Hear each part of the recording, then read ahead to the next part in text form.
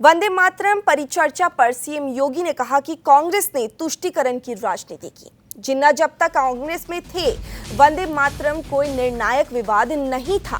कांग्रेस छोड़ते ही जिन्ना ने इसे मुस्लिम लीग का औजार बनाया और गीत को जानबूझकर सांप्रदायिक रंग दिया। गीत वही रहा, लेकिन एजेंडा बदल गया। इस दौरान सीएम योगी ने कहा कि देश को आजादी दिलाने में वंदे मातरम की बड़ी भूमिका रही है।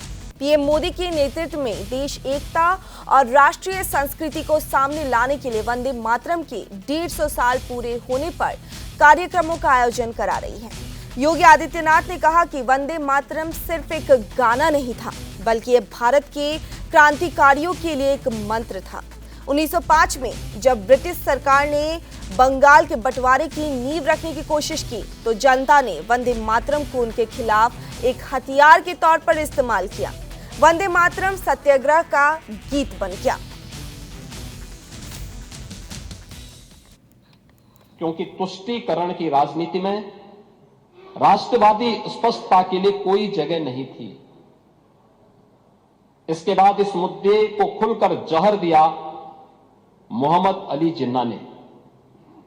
जब तक जिन्ना कांग्रेस में थे, वंदे मातरम कोई निर्णायक विवाद नहीं था।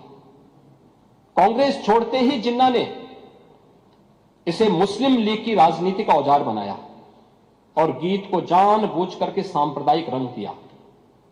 गीत वही रहा, लेकिन एजेंडा बदल गया।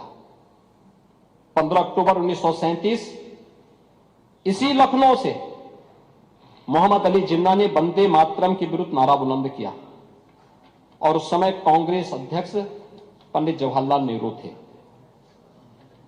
20 अक्टूबर 1937 नेहरू जी ने सुभाष चंद्र बोस जी को पत्र लिखा और कहा कि इसकी पृष्ठभूमि मुस्लिमों को असहज कर रही है।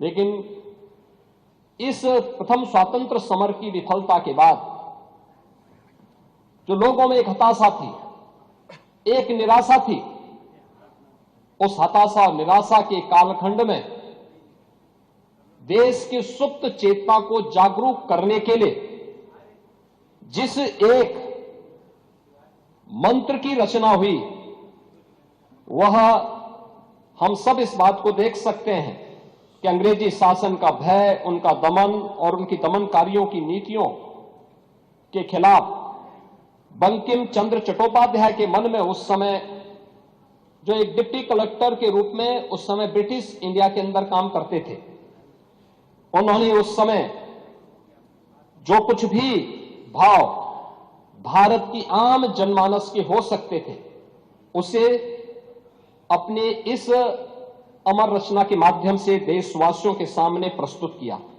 और वास्तव में औपनिवेशिक मानसिकता के प्रतिकार के रूप में वंदे मातरम की रचना हम सबके सामने आई।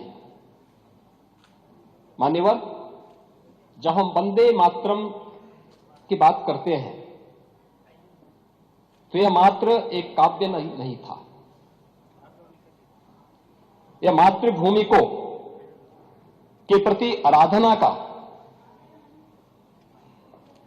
उसके उस सांस्कृतिक भावना को जो राष्ट्रवाद की एक अभिव्यक्ति के रूप में हम सबके सामने हो सकती है, जो हमारा वैदिक उद्घोष था, माता भूमि पुत्रोहम पृथिव्या का, उस भाव की अभिव्यक्ति का एक माध्यम यह गीत बना। पहली बार भारत माता एक भूभाग मात्र नहीं थी, बल्कि हर भारतीय की भावना बनी थी।